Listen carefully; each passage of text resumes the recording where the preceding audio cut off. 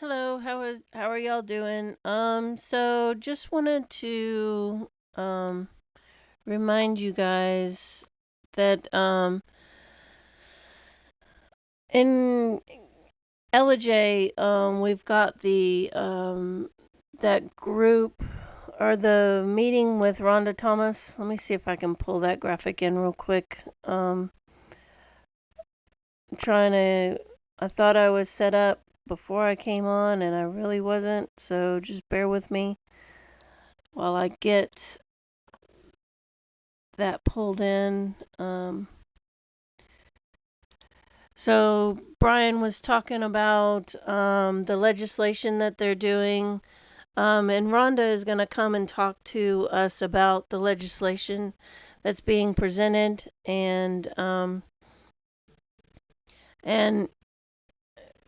what's going to be like what we need to look out for. So if you're in the area, then just come by. It's at 9 a.m.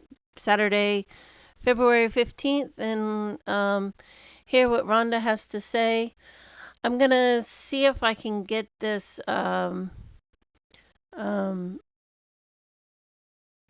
videoed so I can share it at a later time, because I think Rhonda is going to say some really great things that we all need to listen to and follow up on. So let me see if I can pull this in now. I think I'm ready. So yesterday after the show, I got an email from someone alerting me with this, sending me this tweet here about Lindsey Graham. Well, I went and did some like looking at what this person posts on X, Data Republican small r.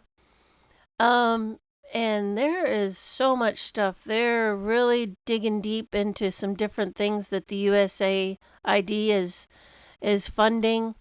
So it's definitely a one that I'm going to start following and kind of checking in on to see what they're digging deep into. But they posted the other day, on February 2nd, Senator Lindsey Graham is a director at the International Republican Institute, a nonprofit funded by USAID. The government funded $130 million, and they're getting 900 or 9.2 million in active grants.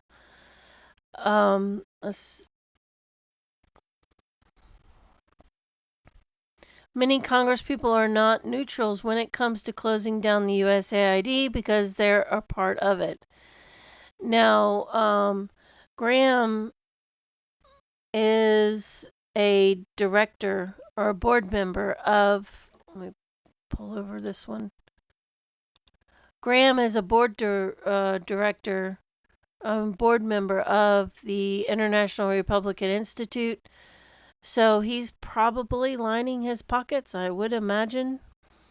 And don't you remember that Graham was the one that virtually killed the midterms, the 2022 midterms, when he came out and mentioned about there should be a national ban, a 15-week national ban, and that just totally sent everybody into a tailspin in the 2022 midterms. Don't know if you remember that, but I certainly do, because it was like, oh my gosh, he just bamboozled everything. And so again, this is the same person that's posting all this. So while debugging, I found an interesting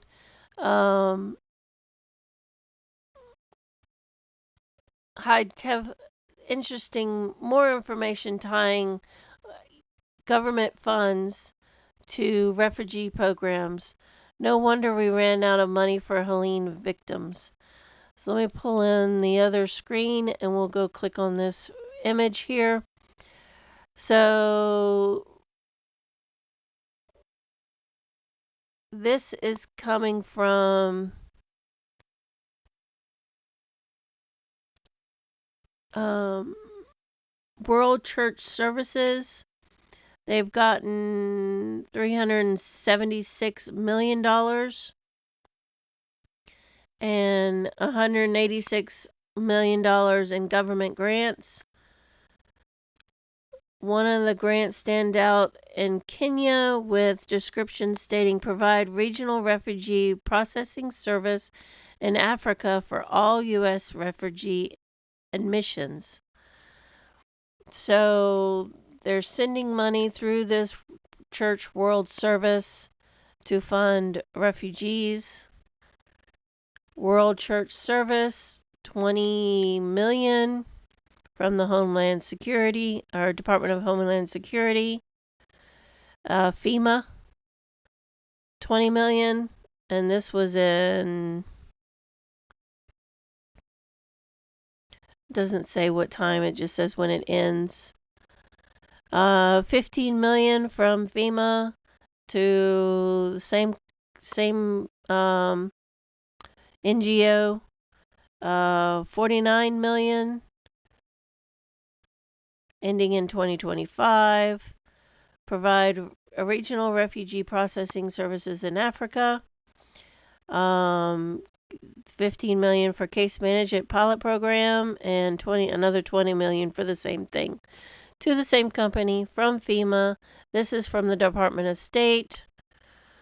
So just the amount of money that we send out for just crazy stuff. I couldn't imagine I think Elon's posted something.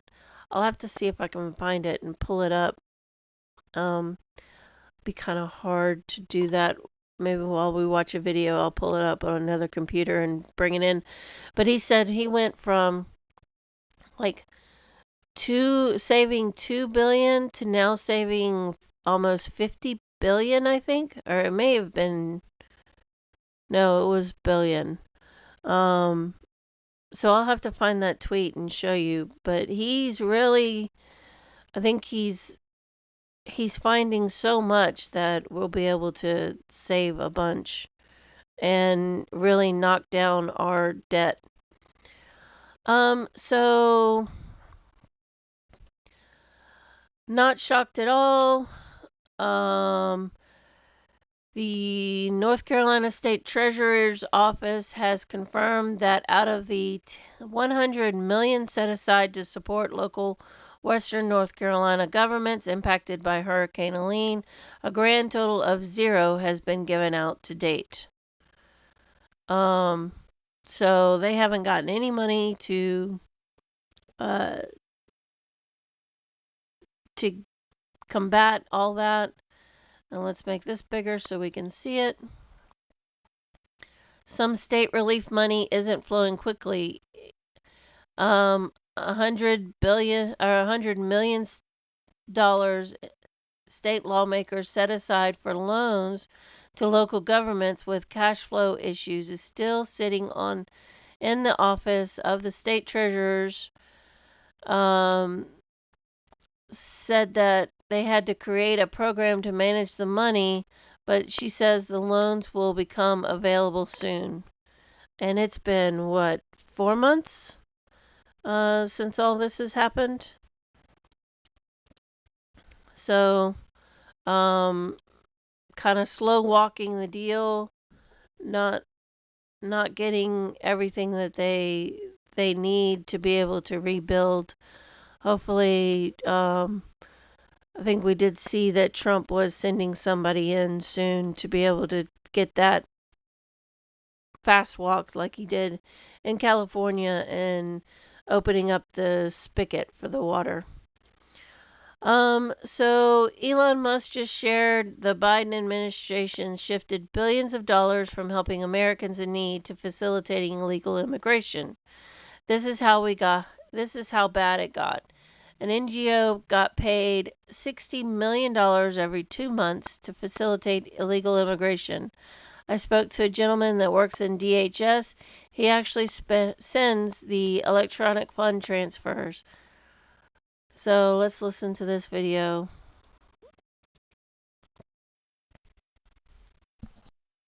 I'd like to ask Mr. Carroll and anybody else who would like to answer this. Can you name some of these NGOs that have specifically taken these hundreds of millions of dollars and not used it to protect these children? Catholic Charities, Lutheran Family Services, Jewish Family Services. I spoke to a gentleman that works in DHS. He actually sends the electronic fund transfers, and I asked him, "Sir, tell me who do you send? Who are you responsible for, and how much is the largest check you cut?" He said, "I'm over Jewish Family Services, and I cut a check for $600 million." And I said, "Is that for like 3 years?" And he told me, "JJ, get in the game. That's 2 or 3 months, and it's renewable." I'd like to ask Mr. Carroll and anybody else who would like.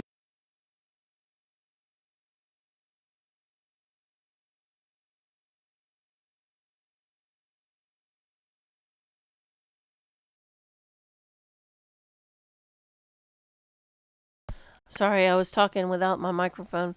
$600 million of U.S. taxpayer money sent to NGOs every 2 to 3 months for illegal migrants. And that has been, actually I can't say that, I don't know for sure, but if it hasn't been shut down, it will be shut down. So switching gears real quick, I saw this interview.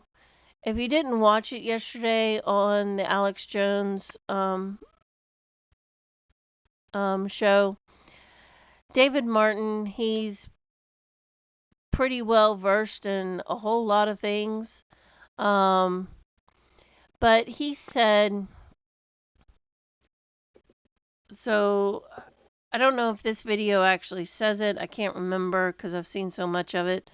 But he was saying on the Alex Jones show yesterday that back in 2007, I do believe, he actually talked about this. But they knew that the Social Security and Medicaid, Medicare benefits were going to be insolvent, that they had to do something to be able to, make sure that they had funds and whatnot. So that was kind of one of the reasons for COVID and one of the reasons for gain of function, for eugenics, to make sure that and that was the population that they had to get rid of, was the older population. And remember, even though COVID was just like flu-like symptoms, very rarely did a lot of people have problems with COVID. And when they did have problems, they put them in the hospital alone, which, they had to have constant care if you had COVID, because you couldn't sit in any particular spot, because a friend of mine begged and pleaded to get into the hospital to be able to take care of her mother, because her mother had COVID. And one of the things was you couldn't sit still too long because the fluid would settle in your lungs, and then that's how a lot of people would die, was the fluid settling in your lungs. So you had to get up, move around, turn, and whatnot. And with these old elderly in the hospital, they didn't have the kind of care that they needed, and ultimately passed because they were getting neglected. And then we came around that we had these vaccines, and it was heavily, heavily pushed that the elderly had to get these vaccines. So it was a real big push to affect the elderly population. So let's listen to this. David Martin, he goes in and talks about that. I don't know how deep he gets into it, but it was a really, really good interview yesterday on the Alex Jones show. So let's take a listen. There are 63 gain-of-function weapons beyond the coronavirus weapons. There are 4 that are coronavirus specific, but there are 63 other biological weapons currently in production in United States universities right now. And if President Trump were to take an executive action to save humanity, what he would do is he would actually place a moratorium on every single one of these gain-of-function programs and shut down all 67 active programs right now. If he was going to do the right thing, because what's the end game?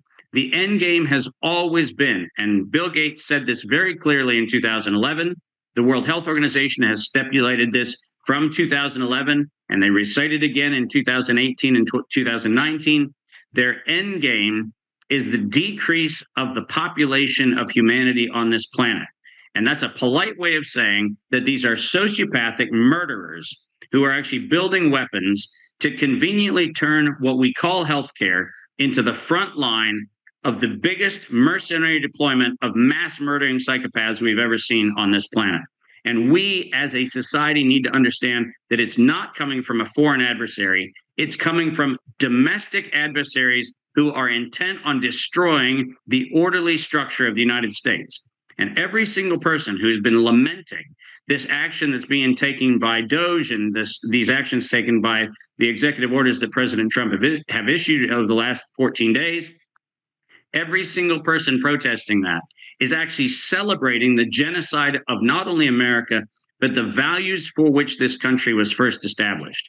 You cannot, under any moral justification, come up with an excuse that says it's acceptable to have a death rate of American citizens. And that's a quote that has come not only from Moderna, but also from Pfizer. They accept a death rate of American citizens for the purpose of what? And that their own profiteering and the mass murder of Americans. Boy, Michael Bloomberg is so upset. So I think I found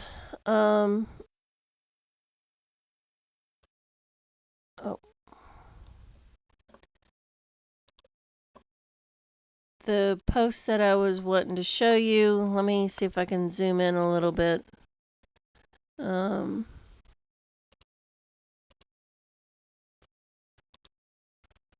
Trying to get that a little bit bigger so y'all can see it. All right, fraud in the federal government is closer to 10%. Oh, goodness. Okay, there we go. Fraud in the federal government is closer to 10% of disbursements, so more like $700 billion a year. And I think he's actually found more because this was,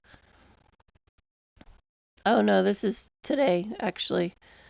So Mr. Musk told the administration officials that he thinks they could balance the budget if they eliminate fraudulent payments leaving the system. According to an official who discussed the matter with him, it is unclear that what he's basing that statement on.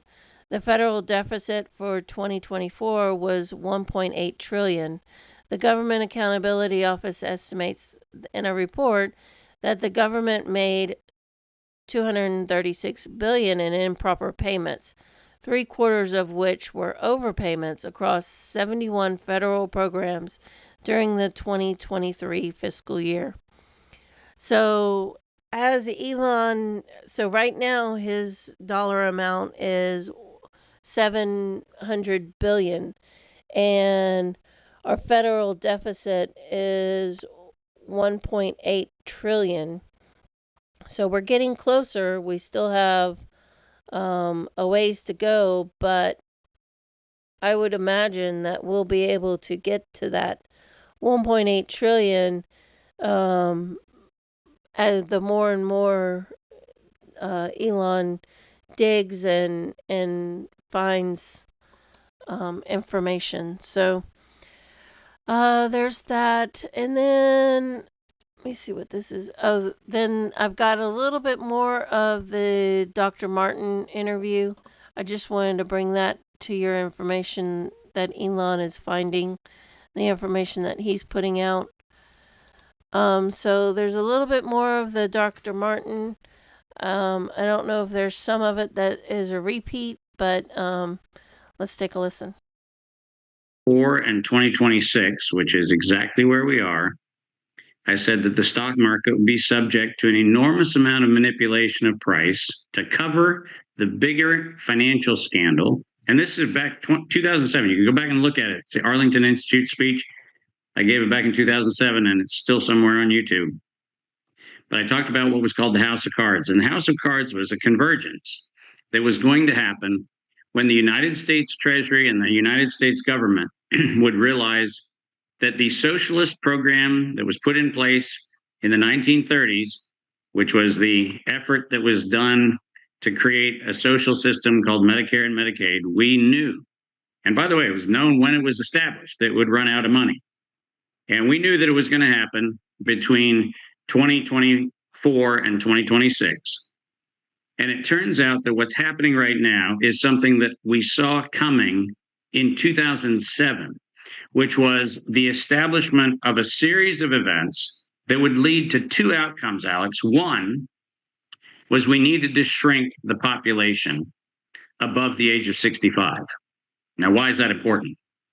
Turns out that we knew that we were going to get into a population problem, which is we were going to have more people drawing from Social Security than Social Security could actually pay. And so what the country did was it actually had a bifurcated program. One is create the illusion of financial instability so everybody could find out and have a reason to blame the markets for the reason why all of the money they thought they were going to get from the systems that were put in place in the 1930s, Medicare and Medicaid, Social Security, they were going to, number one, eviscerate that liquidity. And how do you get the public to buy off on it? You tell them, oh my gosh, look, the stock market's falling apart. Oh my gosh, look, we found out that we're $30 trillion in debt.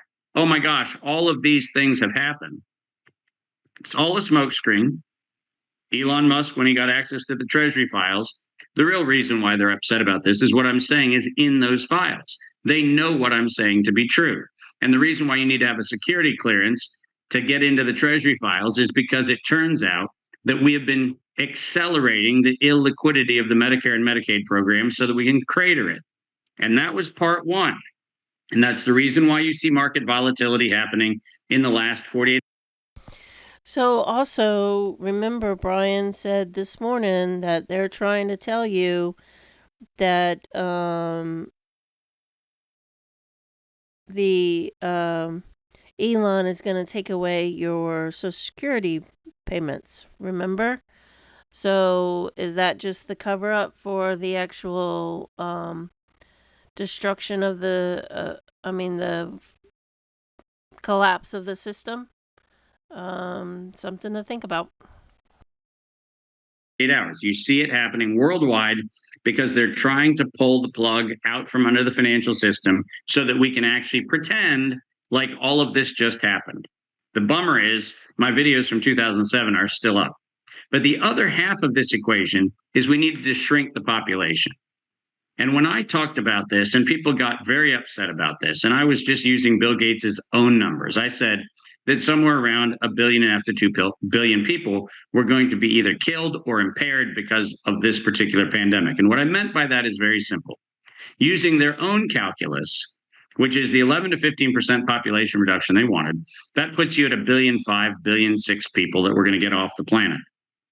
But when you have the death and disability of people who are subject to genetic modification, which, by the way, right after he came into office, not surprisingly, deep state actors like Larry Ellison came back into the White House to promote custom-made mRNA and custom-made injections and these wonderful, allegedly AI-infused technologies, which are somehow mysteriously going to save us from cancer. What they failed to point out was the very agent through which they are allegedly going to vaccinate against cancer is itself a cancer promoter. Now, why would you do that? You would do that because you need to accelerate the death rate so that the fewer over 65 population you have to satisfy with respect to Medicare, Medicaid, and Social Security, the less political risk you have. Once again, why is it? Why is it that the Republicans are standing in the way of President Trump's nominations. They know what I am saying, and they know the dirty secret is on their watch. In the next 18 months, Medicare and Medicaid's pension program is going to be illiquid. They know that they cannot go back to the Treasury and fill the $14 trillion hole that is currently outstanding. So what do they have to do? They have to come up with a cover story to make it someone else's fault for the graft and corruption that's been going on for the last 30 years. I am on record going back to 2007 saying this was going to happen. Inside of that record, it is abundantly clear that they are actively pursuing a strategy of eviscerating the financial markets and literally killing off people so we limit the number of beneficiaries. It's February 2025.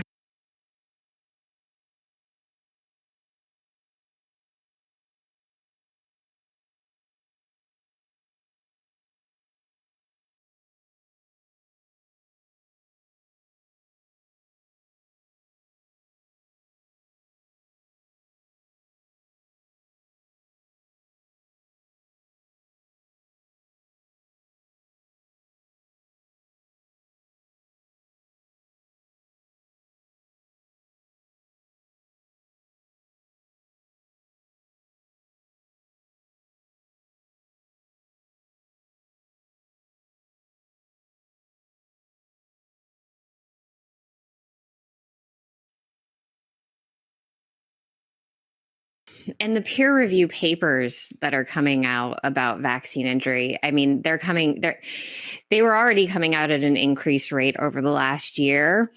And we're going to see a lot more. I just got sent this past week 2 studies from 2015 that couldn't get published for fear of all kinds of retribution. And really, these studies show conclusively that there are measurable differences in the blood of children before receiving the vaccine and after.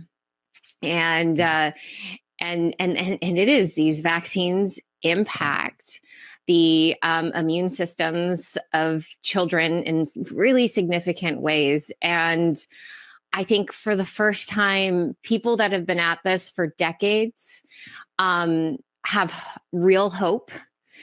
And we're going to see some of the information that's been hidden from us. I mean, this is just, honestly, it's truly just the tip of the iceberg of what we're going to learn. It's tough because I get sent this stuff and people are like, you know, is it time to publish it? And I'm like, we're close. We're really, really close. Bobby's confirmation is going to be that moment, that signal that all of this stuff can start coming forward without fear. And Yeah, so that's kind of what I was talking about the other day when we were talking about the mRNA vaccines. We've got all this information that, you know, the increase in autism and everything that shows that these vaccines are not good. And she's saying that there are some studies out there, 2 studies from 2015 that couldn't get published for fear of all kinds of retribution. These studies show conclusively that there are measurable differences in the children's blood before and after receiving a vaccine. So the studies are ready to be published and ready to be put out there. They just couldn't put them out because of the big pharma. So the last thing that I want to show, it's a James O'Keefe video. DHS official caught on tape bragging about defying Trump's appointments. And actually, I have to get that on another screen. So bear with me just 1 second because it's not going to play over there. Let me see if I can pull it up real quick. When was this published? Yesterday. I have to pull it up on a different computer as I'm looking for it. Just one second. I know I'm kind of jumping around at different things today and kind of all over the place. It's just so much information that's coming out. It's hard to keep up and hard to know where to focus because I feel like I'm Brian, kind of going every which way and not really focusing in on one little thing because there's just so much out there that needs to come out for just for informational purposes, so you kind of know what we're up against and how deep, even though we know all the corruption is super, super deep, but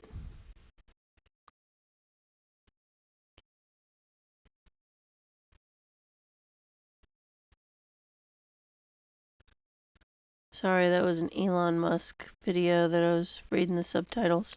Shouldn't do that while I can't find the video that I wanted to show.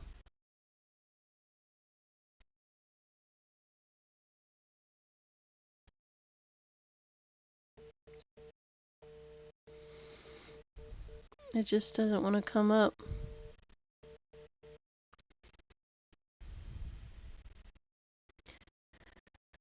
Should be getting close to it. Sorry about the delay.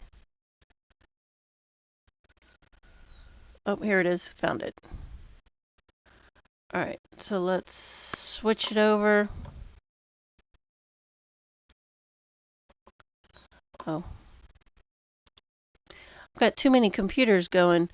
Alright, so DHS official caught on tape bragging about defying Trump's appointees. So let's take a listen. Kristi Noem hates her. So the secretaries can set the priorities for the department, but they can't actually tell us what to do. We don't agree with those priorities. There's a lot of room for interpretation in terms of how we interpret what those priorities are. Meet Brandon Wright, a platform services manager for the Department of Homeland Security. Brandon Wright states to our undercover journalist how he will defy Kristi Noem's orders. Wright also said he won't let Kristi Noem get in his way. The truth is, we don't let them get in our way. Okay, good. You're hearing like the real time from like, we don't let them get in our way. And frankly, that's actually, I would argue, I'm not even being an asshole, I would argue that's my job. You know how a septic tank works? So it like catches all the shit and like filters it through rocks and then sand and everything. There's a lot of layers like that through government. Okay. And by the time the actual marching orders get to like me and below, we can filter in a way that steadies the ship. The official at DHS discloses how GS-14s and GS-15s at the DHS will defy Noem's orders and how they will disregard her agenda. I feel really, really bad for all the 15s because they have to deal with the crazy shit. And it's not easy. Because like I said, when it's like the crazy person comes in and tries to steer, they have to like work really hard. Yeah. To like steer. Yeah. A lot of ass kissing. I'd be like, oh, what a great idea, Secretary Noem. Well, but what if we did this? I think your idea would be even better if we did it like this. The DHS official tells our OMG undercover journalist that DHS could fall on Kristi Noem's head, and she wouldn't recognize what it is. She doesn't know her actual. The Department of Homeland Security could fall on her head, and she wouldn't recognize what it is. Kristi Noem doesn't know shit. Yeah. Meet Brandon Wright, a platform services manager for the Department of Homeland Security. Brandon is a civil servant and a GS-14 employee. Brandon has been employed at DHS for the first Trump term, the Biden administration, and now the second Trump administration. GS means General Schedule and is a federal pay scale that has 15 grades. GS-13 to GS-15 are mainly top-level technical and supervisory positions. So my title is I'm the platform, it's not James Bond, but it's Platform Services Manager, which is way less sexy. I'm a full-time civil servant, but I don't work for the State Department. I work for Homeland Security. I was here during Trump's first 4 years. I work for what's called HSIN, the Homeland Security Information Network. Okay. We're like Google tools for Homeland Security law enforcement. My role is, I don't know what you know about IT, but I'm in product management. Most days my job feels really f***ing boring. Like I just sit on some meetings and like look at spreadsheets and PowerPoint decks and talk in meetings. Fortunately, my bubble is far enough away that I don't get thrown into that too much. The people, because I don't know, there's 15 levels in the government service. So like the 15 is the highest. It's called GS. You'll hear people in DC, you'll hear people talk about this all the time. GS stands for General Schedule. But that's like the level you are in government. So I'm 14. Oh, wow. The 15s are the people that like are at the White House doing stuff like, so like I report to those people. Like I only rarely will I like go to the White House or something. I sometimes, but like rare. Because the 15s are the highest level. They're the ones who interact with all the appointees. Yeah. I'm the one who makes all the reports and does all the work for the 15s. Okay. And then like gives them, and so like, and I mean sometimes I do meet with the White House administration people too. And so at some point I would like to, that would be a promotion. I would like to get promoted at some point, which would be great. But like for now, if Harris had won, I would have been like stepping on the gas to get promoted. Brandon Wright met with our OMG undercover journalist last week to vent his hatred about Trump-appointed DHS Secretary Kristi Noem. So I was looking up, because I remember that you worked at DHS. I was trying to do some homework. Yep. And I looked up who was coming in, like, Trump is putting in charge. She's nuts. Kristi Noem. I hate her. You want to know what my favorite thing about Secretary Mayorkas, the last one, was? He gave us a ton of bonus vacation. No way Kristi Noem's going to do that. No. You don't think so? No. She's going to be like, you. Wow. Because that's the thing. Trump is picking people that hate us. But that's what he wants. He wants people. He wants conflict. After experiencing 4 years of a volatile economy, America is facing the two wouldn't. Tell me what you hate about her. She doesn't know her answer. The Department of Homeland Security could fall on her head and she wouldn't recognize what it is. Kristi Noem doesn't know shit. Yeah. So to say that like I am not excited about this would be the most epic understatement. Okay, but when you have somebody that's crazy, like the I'm job glad that you were you able have to is recognize so that about her by researching her. That's a green flag from sound me. good. We're on the same page. We asked Brandon Wright on the undercover meeting what he is going to do when Kristi Noem is the boss. Wright told us that, quote, the secretaries can set the priorities for the department, but they can't actually tell us what to do. Wright also said he won't let Kristi Noem get in his way. So the secretaries can set the priorities for the department. And she's the secretary? Okay. But they can't actually tell us what to do. So do you want to know the truth? Remember when I told you, like on the call, it's like the people who are actually in charge are the permanent civil servants. Right. The truth is, we don't let them get in our way. Okay, good. You're hearing like the real time from like, we don't let them get in our way. Brandon Wright, the official at DHS, discloses how GS-14s and GS-15s at the DHS will defy Noem's orders and how they will disregard her agenda, saying there's a lot of room for interpretation. I feel really, really bad for all the 15s because they have to deal with the crazy shit. And it's not easy. Because like I said, when it's like the crazy person comes in and tries to steer, they have to like work really hard. Yeah. To like steer. Yeah. A lot of kissing. I'd be like, oh, what a great idea, Secretary Noem. Well, but what if we did this? I think your idea would be even better if we did it like this. And like what they're proposing is the better idea. Yeah. Well, let's say she doesn't take their idea and she's like, no, I want to be crazy. Is there like something you can do about that, or? It's very complex, and in some ways it's very stupid. So, but they can set the priorities. I would put it to you like this. If we, especially the 15 leaders, but even going down 14 and everything below, we don't agree with those priorities, there's a lot of room for interpretation in terms of how we interpret what those priorities are.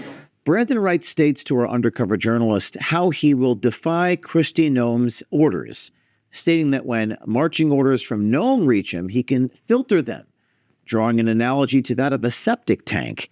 And as it goes through the layers of government, he will defy those orders.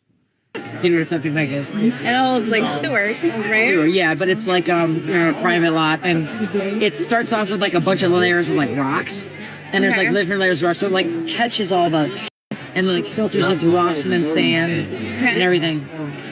There's a lot of layers like that in government, and by the time the actual marching orders get to like me and below, we can filter it in a way that steadies the ship. So you can like interpret it in a way that makes more sense. Now you're thinking in the right direction. Okay. As long as they don't cut our budget, again, that's the number one thing they can affect with our budget. Okay.